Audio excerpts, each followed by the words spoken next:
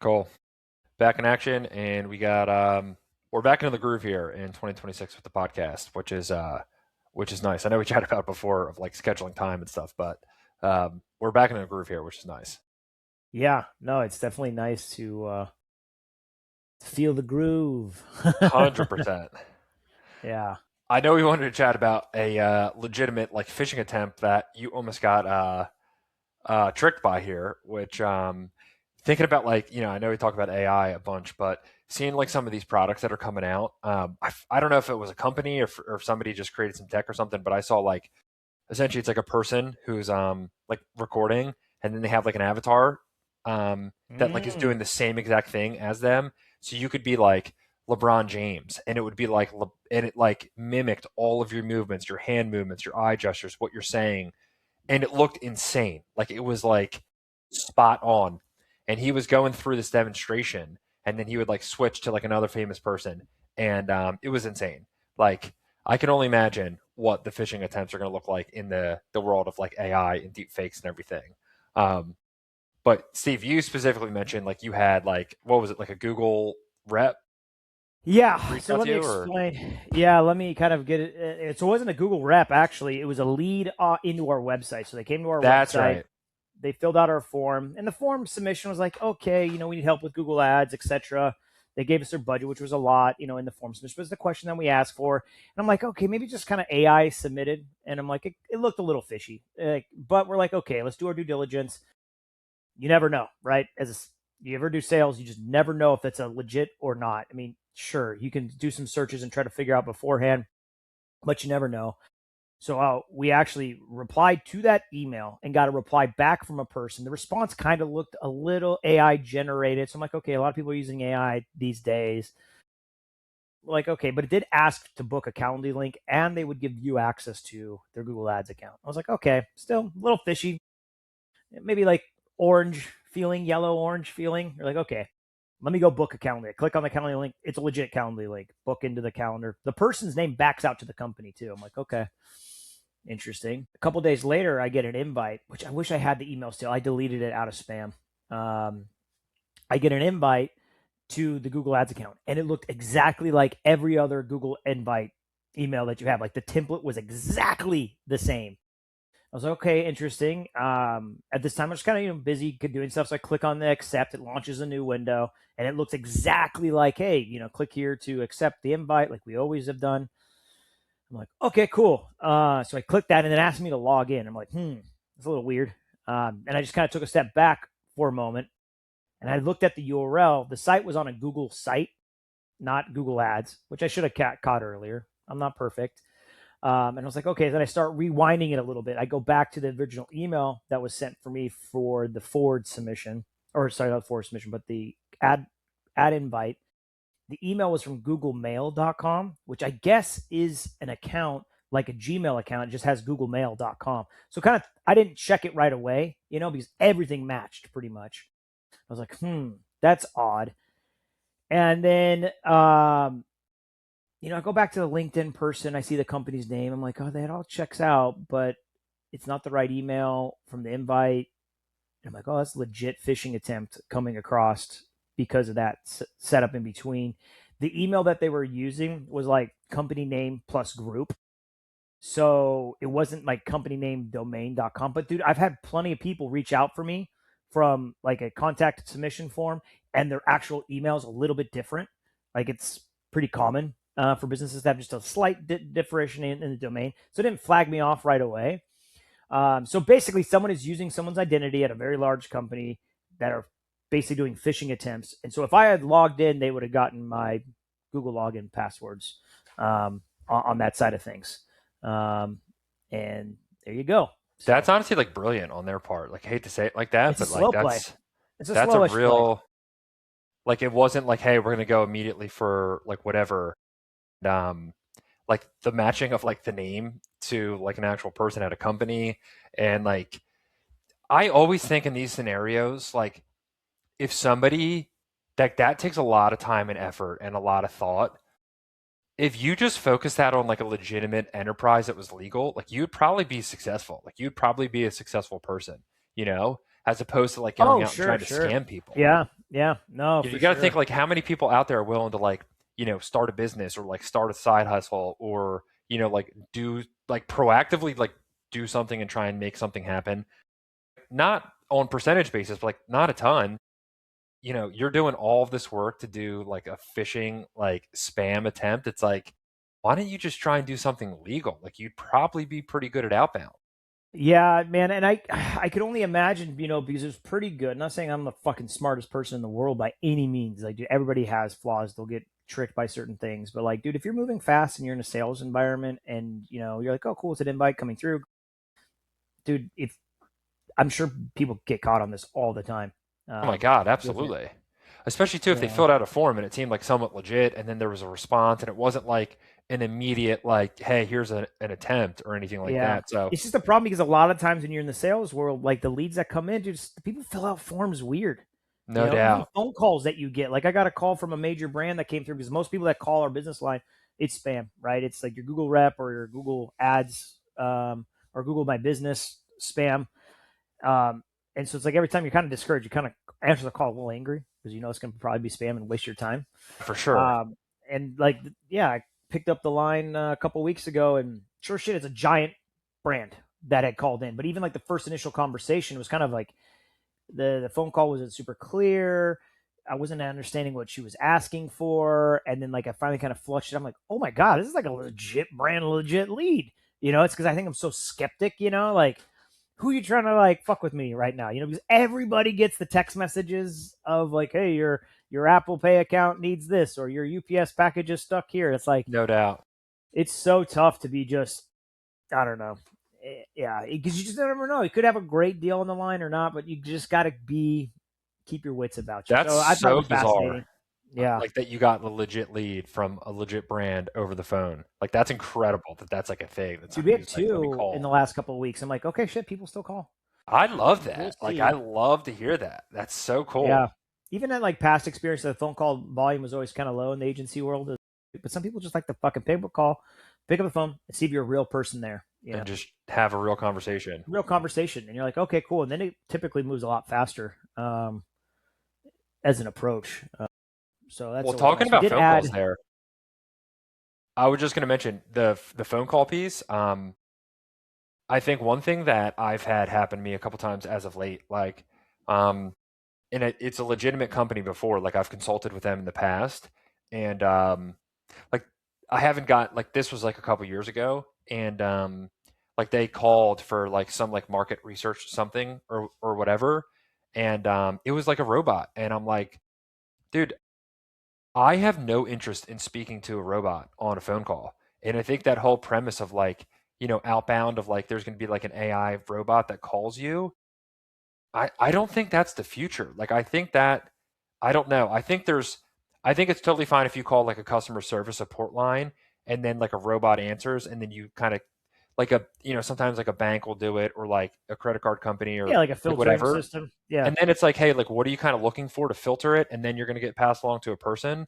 But I think like the whole like outbound of like a robot calling you is junk. And I don't know. Maybe some people would like that, but I think like net on net there, it's like not positive. It's not a good experience. And it's like, feels weird talking to a robot on a phone call. It's like, I don't even want to support this right now. Yeah. Yeah, no, for sure. Because I think kind of reminds me of some of the topics we mentioned this week, like where, yeah, on the sales side, we see a lot of AI generated content that comes across, but we are starting to see people that we work with. A lot of the responses feel AI that are coming through, and the AIs have a lot of fluff in it. And I was talking to someone last night about this. It's like, I don't know, in the agency world, we've all gotten that long email from a client, right? And it's like got all these questions and points, and it's like almost like trying to have a gotcha moment. And it's like, Just okay, like let's word it passing and try to, anxiety and stress along via text. yeah, yeah, for sure. But it's also sometimes like it's a gotcha moment. Yeah. I've experienced with some clients here and there, and I'm like, huh, okay, it's a really long email. I think my best tactic, it's always been this, is just let's jump on a call. Yeah. Just talk it And through. then, and the cool part is you jump on a call And my tactic would be you ask like an open ended question. You don't address any of the questions right away. Like, let's go through your questions right now. It's more like, hey, how you doing? What's on your mind? Well, how can we help? And you let them re-articulate their point. And if it's important, it will bubble up through if it was actually in that thread or not. And then the kind of real truth typically pops out, and it's going to be a mix of some of the things they addressed in the email, but then some other things. And then you start working like, okay, how do we problem solve this together?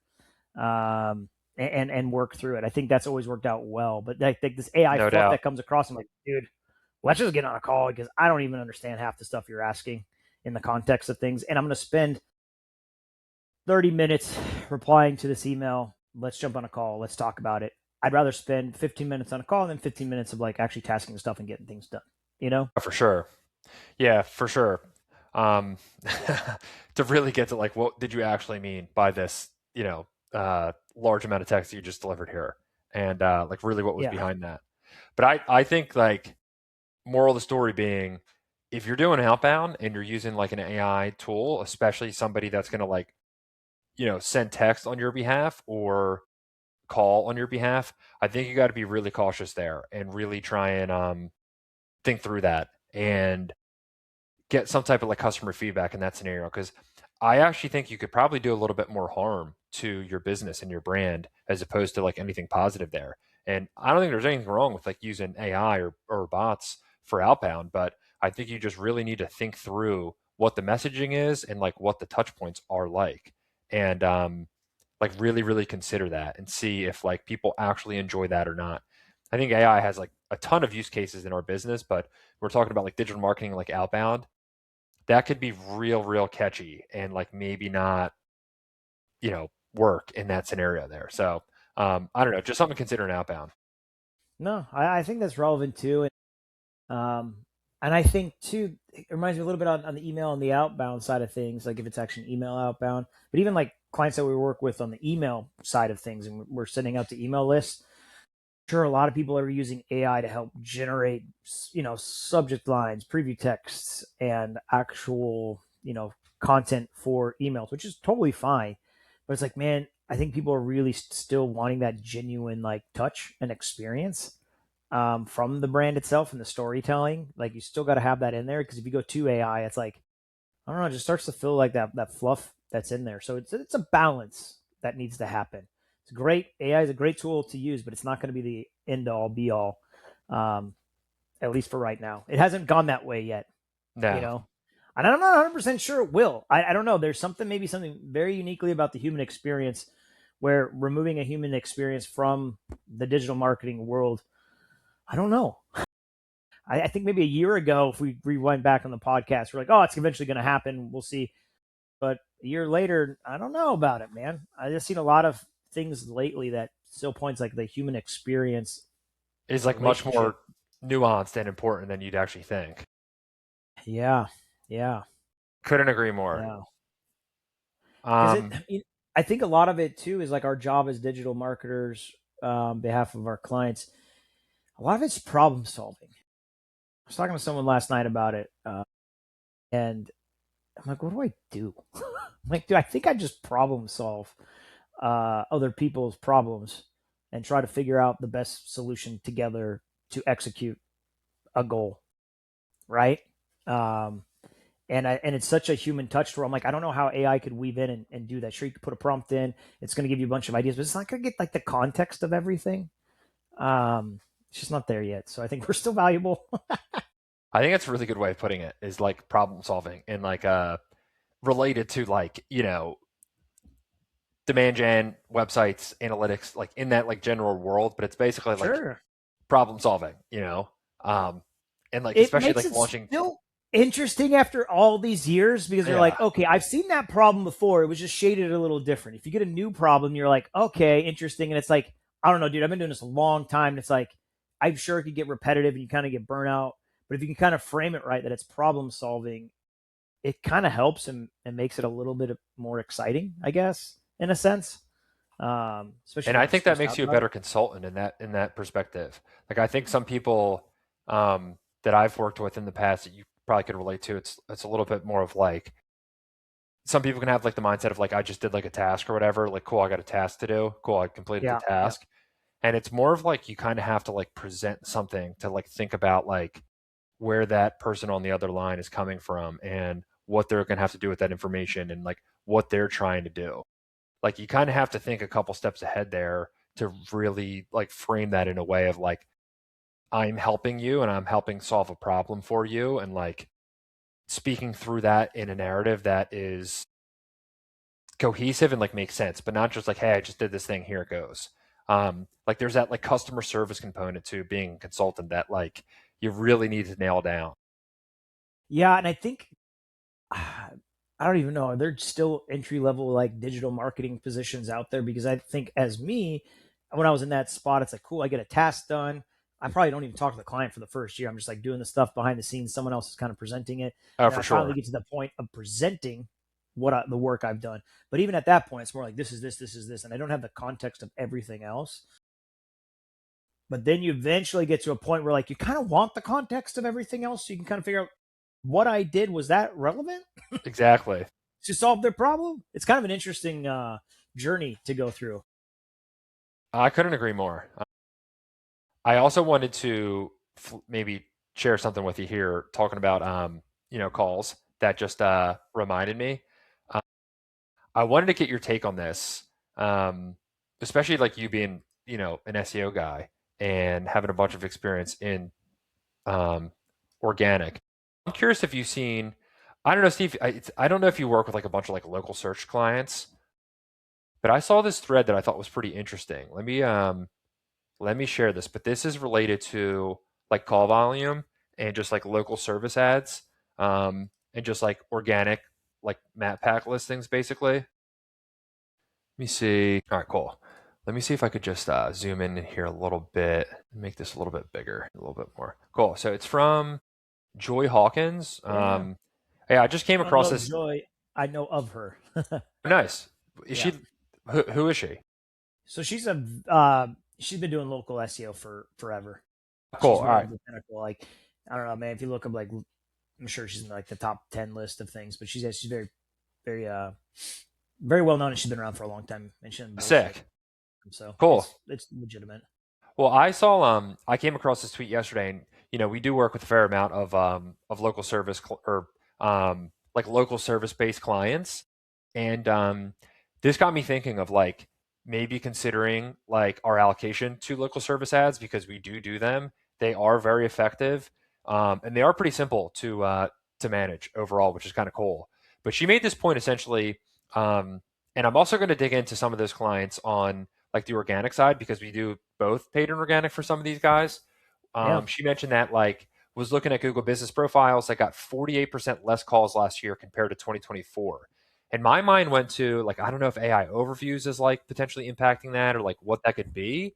And then she said essentially like what's happening, the rankings aren't down. They've actually increased in rankings. And then she said look at their mobile search results beginning of 2025 compared to today. Here are the major changes. Local service ads have images now, and there are three instead of two. They take up more space and have more buttons. This is an ad after the LSA. The local pack, the local pack lost all their call buttons. Guess what still had them? The ads. And basically said numbers don't lie. We're seeing this have like a major impact. Let me see if I could just get this like be a little bit bigger. Yeah, it's cool that she was Let's able see if this can to get load here. screenshots from back then to this. But yeah, she did a little screenshot here, so you could see like some of those are sponsored. Like there's two up top that are sponsored, and then if you scroll Yeah. down, these are the And there's still organic. call Or buttons here's a from couple back in the sponsored day. in here, but there's still call Yeah. buttons that pull through. And then if you go to this one, so this is now like present day, Yeah, you got your ads, your distraction, your sponsor results that look like organic results too. And then what are you going to get of businesses? And and then you then get these that organic traffic. results have no calls there. That's That's true. crazy. Is that not nuts? Yeah. So let me But just their organic rankings are there. So, stop sharing. man, I think maybe Google was able to pull a fast one on the search results with the AI overview stuff going on. People really being distracted by that. Like, hey, let's change how the sponsored ads look and let's remove this functionality. Like, yeah, dude, I guarantee just Google trying to crank up some more revenue dollars across the board. And it's difficult because like as a business owner, you're like, oh, I was getting that traffic before. or calls before. Um, and yeah, the rankings haven't dropped at all. So it's still important to have rankings because people are going to skip that stuff and you'll have your people there. But it's like, it makes the pay to play even that much more important these days. Unfortunately, This goes it this comes goes with the territory. this goes back to our conversation around like Google's still king in like still a trustworthy place when it comes to like ad spend and like investing in the platform because they're just going to find ways to make sure that like ads produce revenue. Like that is their money printing machine. Like they're going to make sure that thing still prints for them. Until the And masses move off of Google and like use something else, they have complete monopoly on the situation. Monopolies over businesses. That's the tough part. I know, but like say they move off of Google, which I don't know if that's going to happen.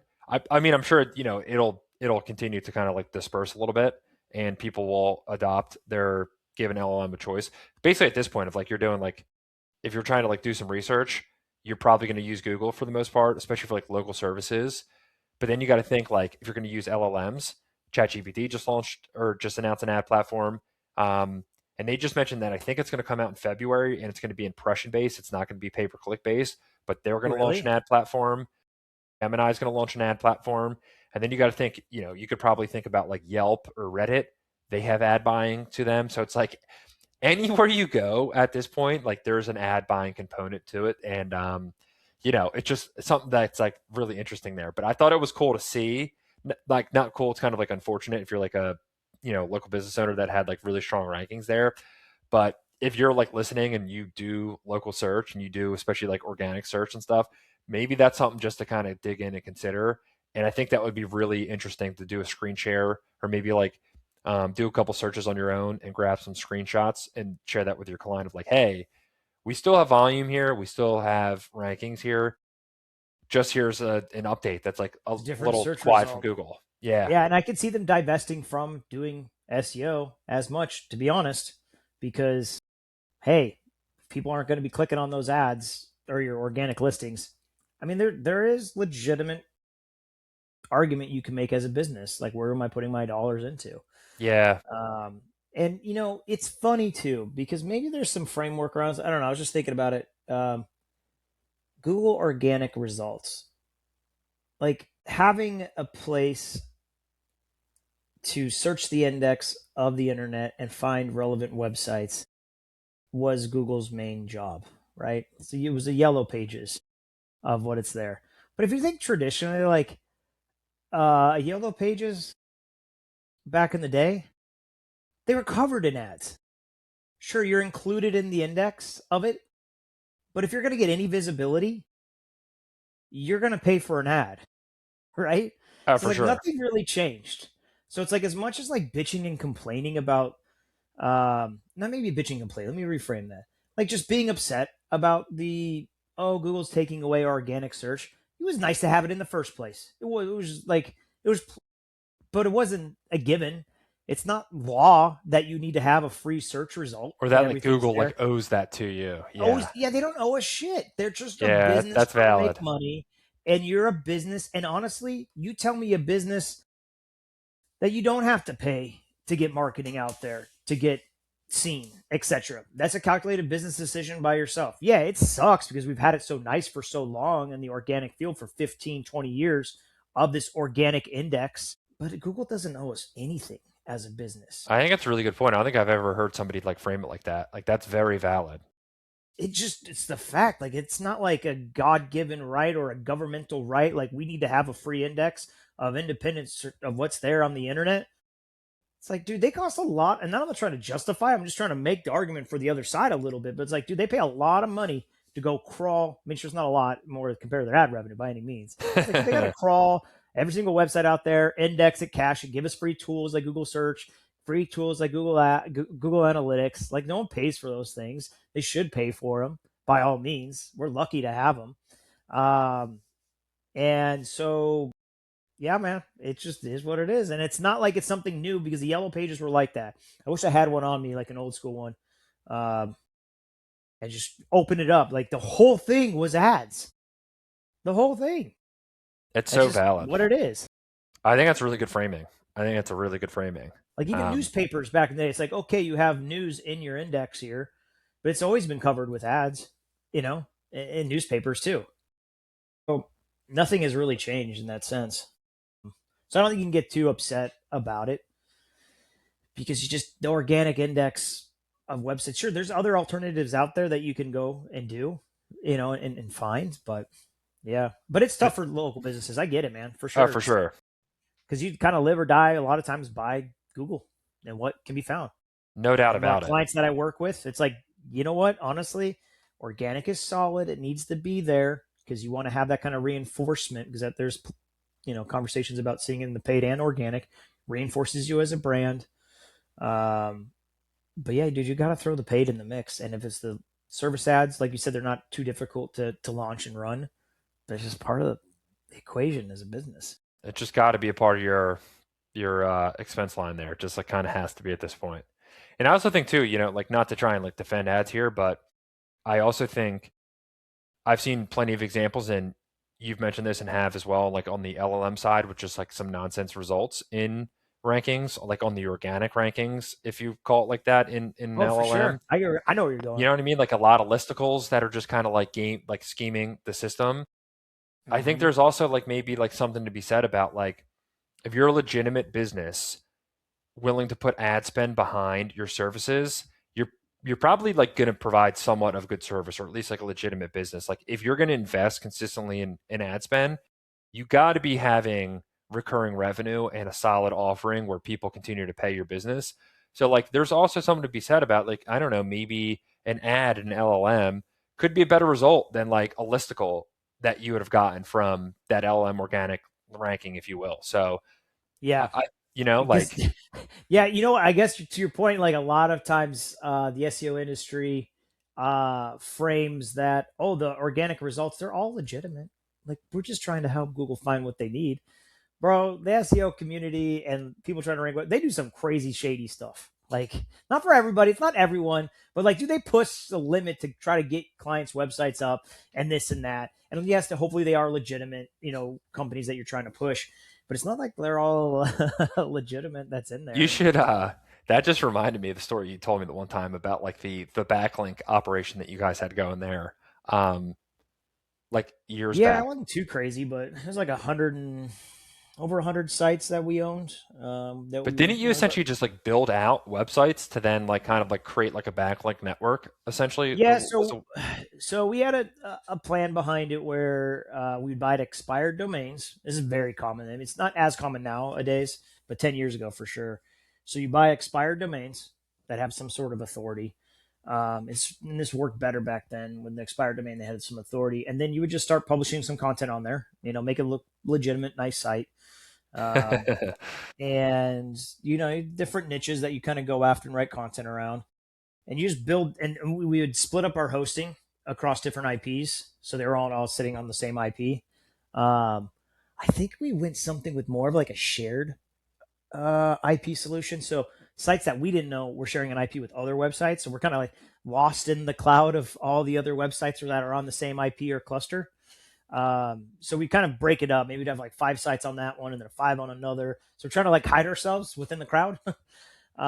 We never really ever linked back to each other by any means, but it had natural backlinks because typically the sites that we buy would have backlinks, even though people say it does reset because it's an expired domain, etc. And then, yeah, then you build content out on it. And then if you wanted to get, more aggressive, you can do content and then link back to others people's websites to help ranking organically, etc. But it's a lot to manage that many sites to That's a all get as opposed to. process. Yeah. Yeah, people got it figured out now. No, now though, I think they do a lot of like they use a lot more like software computer programming tools that like you have like a document on your I don't know, you have a document and it just uploads automatically to WordPress or whatever platform you're using and etc. So it's not as manual, but we did it pretty manual 10 years ago. And then we eventually sunsetted it all because the hosting costs has got a little bit more expensive. We weren't having a lot of people buy into the network itself. I mean, it was effective from an SEO perspective, but it's a gray area on that side of things. Kind of create your own private blog network. They're called PBNs, but it's like it was truly private That's because we owned amazing. it. Um, I'd for it love all. that.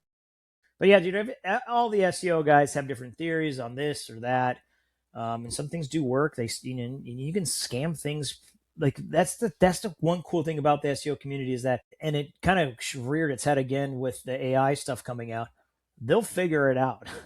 Like how to game the system. Is it like, hey, I got to do Reddit posts, I got to do some Facebook group posts now, and I get my brand mentioned in there? That's going to pull up into the LLMs. I got to do these listicles, and they'll push it hard until it breaks, and then the platform will correct itself with an algorithm update, or the AI tools will have to do an algorithm update of some sort to address the situation. And then on to And like the then they next find game. it. Then they find something else to play Yeah. whack-a-mole with it all. It's like all similar. It's like all similar concept there, though. That's just like so interesting. That's so funny. It's tough because I don't think a lot of those kind of more aggressive tactics should be and are used on client websites, because there's a risk of hurting the site ranking. That's so you kind of have to make sure that doesn't happen. So you don't want to kind of participate. So you don't have to be as aggressive. But so a lot of the times, those aggressive tactics are used to put. Well, traditionally they were used to push a couple different types of sites, primarily like affiliate websites. They got listicles about the best mountain bike, and it all links out to Amazon or something else, or something more aggressive, like I don't know, like toenail fungus or whatever, like affiliate Yeah, yeah. programs that you can do. That's kind of was the main motivations. Like the best SEOs to get websites ranked were affiliates, and still are to this day. Or they're pushing their own branded website and they're selling something. And the last flavor of that was probably more made for AdSense type websites. So websites just purely being made to have traffic come in and people click on ads, and get paid for. But that's been hit up really hard with I was the gonna AI say I would changes love to see some updates. data on like just general AdSense revenue across websites. Dude, I I'm bet sure we could. some probably still do well, like like your I'm sure, like more New York legitimate. Timeses of the world and like news sites and stuff like that that get like people going on those sites daily. Um, but I would assume like a lot of those like I don't know, just like travel blog sites and stuff like that are probably really hurting nowadays. Yeah, yeah. I'm trying to see if I can find something that's got some stats on it. Yeah, I just know that it's been going down Oh, it has to. And I over would time. assume like there's probably just like less investment in the space of like people trying to spin up new blogs and stuff like that and trying to figure out the AdSense piece because it's like that's got to be way more difficult of a game where Yeah, we um used to do that. We'd fill our sites up. Like I'd had a couple different sites that were running AdSense, and it was cool. Making money on that side of things.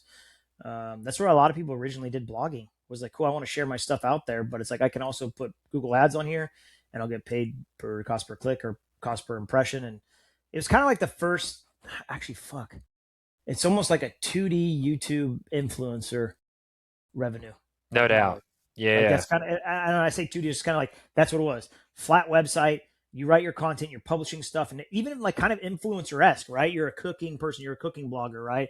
Or you review car stuff, right? And you're putting it all out there, and you're getting a lot of traffic just naturally, organically. But then you get a following. This is before YouTube and influencers are a thing. But then, like, how do you get paid? Well, you have your sponsorships within the posts, and then AdSense, etc. People just move that model to YouTube, Pretty much, yeah. In you know, socials. and that's more of like a 3D type of or 4D type of thing. So it's always evolving, but a lot of the same shit over and over, back and forth. It kind of repeats itself. How about personally on like the health side of stuff? Anything new that you're doing as of late here? I know you said you got into stretching big time as of late. Is there anything else you're doing like routine wise or workout wise that you switched up as of late? Yeah, man, I have, because with the scoliosis that I have, I got to be mindful of not making it worse. So and look, I did do a test, and I checked X-rays from last year to this year. No degree of change, which is good, which is actually really awesome. I wanted to go the other way, which technically is possible. There's a couple techniques and things you can do. That being said, to answer your question, new things. I'm actually running less. I only do like one street run, maybe two a week. But I've been incorporating hiking more. So I've got like a mountain by my house. It's like a mile and a half up, mile and a half down, and it's 1,000 feet. Takes about an hour um, Do doing you it. So I've been doing it a little ruck bit more. while you do that or no? So no, I have a backpack with like stuff in it, like first aid stuff, a couple water bottles. I do have a ruck pack, so sometimes I will ruck, but not that. That's going to be real tough to ruck up Yeah, I that can hill. imagine that's a I think beast. eventually I'll do it. But dude, your heart rate's pumping, not even running up the thing. Like I'll definitely run on the way down, trying sometimes on the way up, but like the vert's like straight up. You have to power walk it up. So I've been kind of blending to that a little bit more just to be mindful, but still doing stretching and a lot of Turkish get ups to build a core around my spine to stabilize it. That's kind of been Smart. another goal, which I'm are so not jealous of you fun. guys that have like mountains out there. We went It's to fucking ridiculous. Yeah. Salt Lake What City about you? a couple months ago, and we did a couple hikes out there, and it was just like just literally just like walking up and down the mountain. And it was like such a good workout there. Um, Yeah. just crazy. What about new routines for yourself? Nah, I wouldn't say like really new routine. I'm like in the um, kind of like compound lifts like multiple times a week, and then I'll try and run like 3 or 4 times, like probably 3 times a week for sure. I'll get a run in, Nice. and I'll try and like do something of like a long run, like one like tempo run, and one like I'll just get like a couple sprints in on How many miles you putting in a week then? probably like 12-ish Straight. miles, Yeah. 14, 15. My goal of pretty much every time that I like do a run is like minimum 3 miles, and I'll Yeah. so sometimes I'll hit like 4, 5, 6, but like I'm trying to do like at least a 3 mile run each time, depending Yeah. on like what the workout is. But like a Right. longer, slow run, I'll try and get like 5, 6 miles in, and Yeah. that's one of the things that I feel like is a game changer for just like mental clarity there. Oh, this also reminds me of something else that was like related to like this general topic of like new stuff and health and wellness stuff. Um, Start of the new year, I did a couple things. Um, One of which I set app. So my only social media I have on my phone is Twitter. I guess Snapchat you can like technically consider that social media, but I honestly just have it because like my sister sends like a bunch of like videos and pictures like my niece, so like it's Yeah. cool to Yeah. like have Yeah. that We've got a connection. family thread on ours. Yeah. That's the only Yeah, time it's I like look at it. Yeah. I fun don't for go like into family the others stuff. now. Yeah. Yeah. Yeah, neither do I. It's The more of other a thing that communication device. exactly the other thing I do like about Snapchat is the memory piece. So like if we're doing something fun or cool, like when we just got our puppy, like I'll like take a quick video, just like have like a memory, and like that's really cool over the years. But Twitter is the only social media that I have on my phone, and I set app limits on it. So like now, Monday through Friday from 8 a.m. to 4 p.m. I can't go on the app, and I've been consistent with it. And one thing I forget who, I think it was Matt Walsh. I heard an interview of him, or somebody like basically said that like they kind of have to be on Twitter because like they're in the like content creator space. Yeah. Yeah. And they Yeah. mentioned something of like, hey, like when I go on like vacations with my family and stuff, and we'll do like outdoor activities, getting off of it feels amazing. And then when I get back, I really kind of have to like force myself to get back into the rhythm. It's like a weird thing. I could really relate to that now. Like this has been almost probably like 3-ish weeks. I don't, even when I'm like now like allowed to use the app, You I don't don't have a really find desire. myself ever going towards it. And like, I think the less that I've used it, the less that I want to use it. And then when I actually do go on Twitter, I'm just like, it's a lot. It's so much nonsense. Yeah. And I feel like it's completely flipped my perspective on scrolling Twitter. It's So I don't know, good. anybody listening who That's like healthy. hates, like the addiction to social media, if you Force just it. limit it throughout your day and force it for the first couple days, you just kind of like forget about it. And now, like I said, like when I go back on the app, it's like, if I had $10,000 and I want to make $100,000 in the next 6 months, here's 5 steps that I would take. And you just kind of see it's like, dude, there's just like so much nonsense slop on this app that it's like, it's cool to spend a couple minutes, see what's going on, maybe see if there's any like investment stuff that you're interested in or marketing stuff or, world events and news. But that's been a game changer is just like limiting it and just getting it completely out of my day to I day. I might try that, because it's really relevant. Yesterday, I had a super long day. I had a call that started my time at 7, and I think it worked basically 7 through 5 yesterday because there's a lot of things going on. I did get a workout in the middle of the day, quick 40-minute workout. I forced myself to do it. I was like, dude, I'm Nice. hungry, Nice. but I got it done. I felt fucking great. Nice. Like you ever feel shitty, like literally just go drop on the ground and just jump up 50 times, do 50 burpees. I mean, that wasn't just a full exercise, but it was part of it. You're gonna feel a lot better afterwards.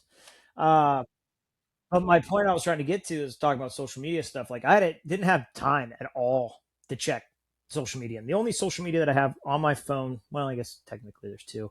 I've got Instagram, and I only follow like positive accounts. It's like outdoor stuff, but I'm very Yep. curated on my what's there. I don't have the suggested posts coming through, and a lot of it, like I'm hoping to see family stuff or some of the influencer people that interest hobbies that I follow. But I didn't check it all day long, and I'm sitting there. I got done.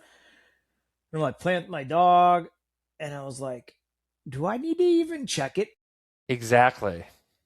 Because when I'm on Exactly. vacation, dude, I don't check social media because I'm busy. Same. I'm doing things. It's like, there's something there about it. Because like I feel like I'm gonna miss something. It's a bit of a FOMO thing, maybe. Um, but I'll tell you what. So there's that. But then like on Facebook, I do have it on my phone. And the only reason I haven't put it back on my phone this year is because I want to see like my parents and a couple other people that are relatives, they only post on Facebook. And I'm always just Yeah. curious. I'm never part of that conversation. So I went through all my fucking friends list.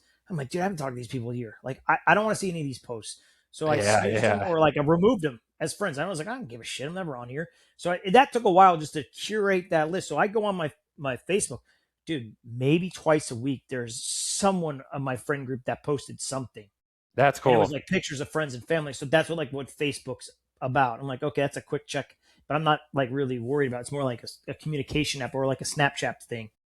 Um, but I'm gonna try that. I think on the Instagram thing because yeah, there's so many times where like, dude, I'm just like, like, oh, what's there? It's like, Worst thing in the world is when like a call gets done like 10 minutes early and then you got a call after that. That like 10-minute window is so dangerous to then like get into like Twitter and check it. And then you can end up doing that a couple times in your day. And it's just like, you just like, you go dude, from a that's such a call, good then you get call. the Like, yeah, slop like in your you're like, brain. dude, I've got 9 minutes before my next. Like, what if I hung up right now? I got a call in like 7 minutes. I'm like, oh, I got 6 minutes. Oh, maybe look at my email, but I can't really get too many things productive done. Like, oh, my phone's sitting right here. Why don't I just It's go the take a look? worst. It is the And then worst. you're like, So what I've It's like, fuck it, exactly. man. And it's just like then you just gave yourself like 97 threads of all the stuff that you can't even remember. And it's like I feel like it clogs your brain up. And then you Yeah, could do that a couple times throughout the day. What I've tried to do is like this is going to sound like I don't know, it might sound a little crazy or weird. Sometimes just sit there in silence and not do anything and just kind of like sit there and like look out my window and just like think about whatever comes to my mind. Or maybe I'll just kind of like, plan out like a couple other things I got to get done for the day or maybe respond to something. But like getting that out has been such a game changer for me personally. The last thing I'll say too that I've done is I've removed all notifications from my phone except for phone calls, messages, and I do allow Slacks to come through because like in our world sometimes like you do have to be sure. responsive to Slack. I'm telling you, removing Gmail notifications was the one of the greatest things Dude, I've where ever you done, been, and I would bro? Where you I been? would recommend it to. I don't Hell know yeah. why I waited this long to do it, but Hell like yeah. you got to think like 70 to 80% of the emails you come through are just like nonsense. And And you're not even ready to if look it's at it right now. you're not. And the other thing Yeah. too is like sometimes you'll get a client that'll send you something like, urgent or like, pissed off or whatever, it's a problem.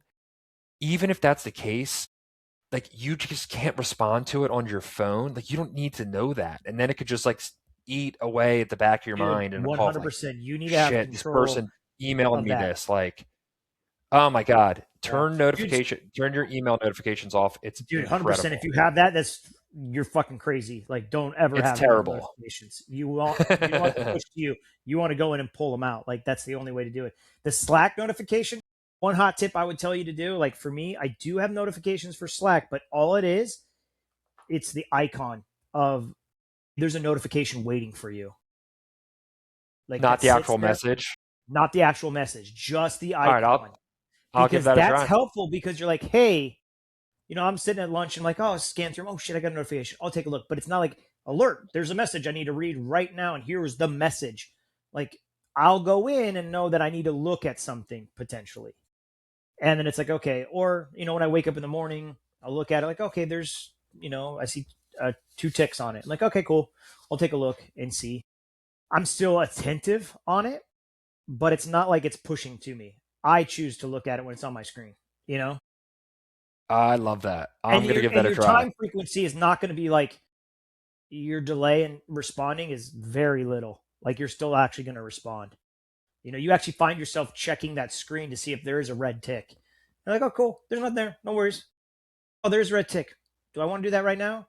Or you go in and you look at it, like, okay, I see it. You know what? I'll just hold down and say, remind me in 20 minutes or remind me in 30 minutes or 3 hours.